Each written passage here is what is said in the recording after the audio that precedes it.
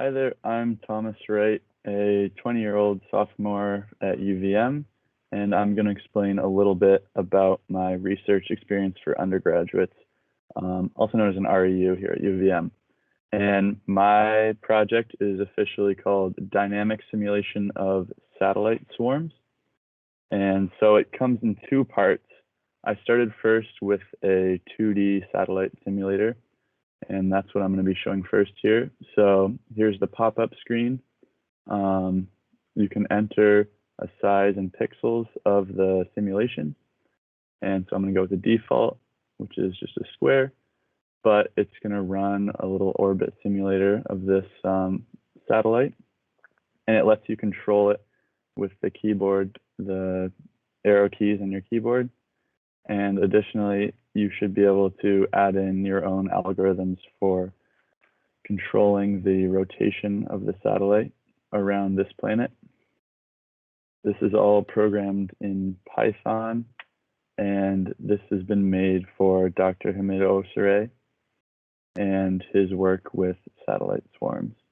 This is more of a tool for the classroom where students will be able to look at orbital physics and test their own programs to control the satellite rotating around the Earth. And on the screen here, you can see there's the satellite. This is the planet, and this line right here is going to be the ideal orbit, and the line that's being traced is the orbit of the satellite. In the future, I might add some sort of thrust mechanism so that you can actually change the orbit. More recently, I've been working on a 3D orbit simulator, and I've done all the physics, program them all in Python. There is no launch screen like the 2D simulator, and it does look a bit more realistic. It's with actual imported satellite models and Earth.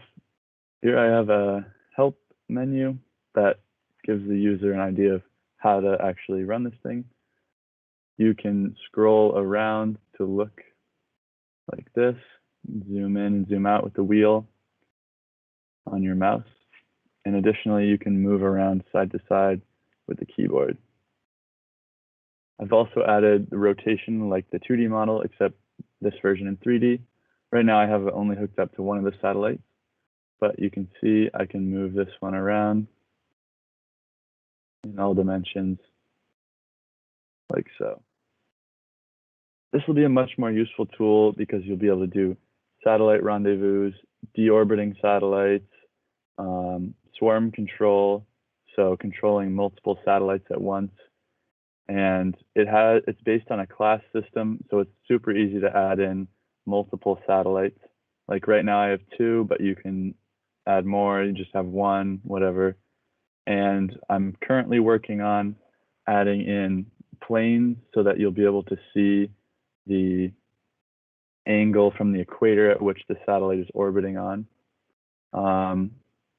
I have the math done for that, but I still need to add in the actual plane in the simulator so that you can see it instead of just seeing, actually these numbers right here are the different points generated by the plane equation that was found in the program.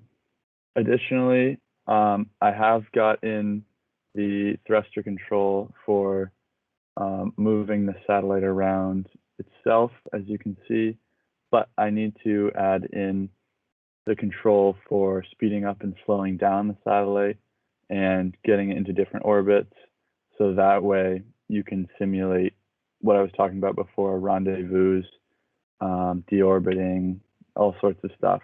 So that's going to be coming up. That's going to be one of the bigger challenges, I think, but definitely manageable.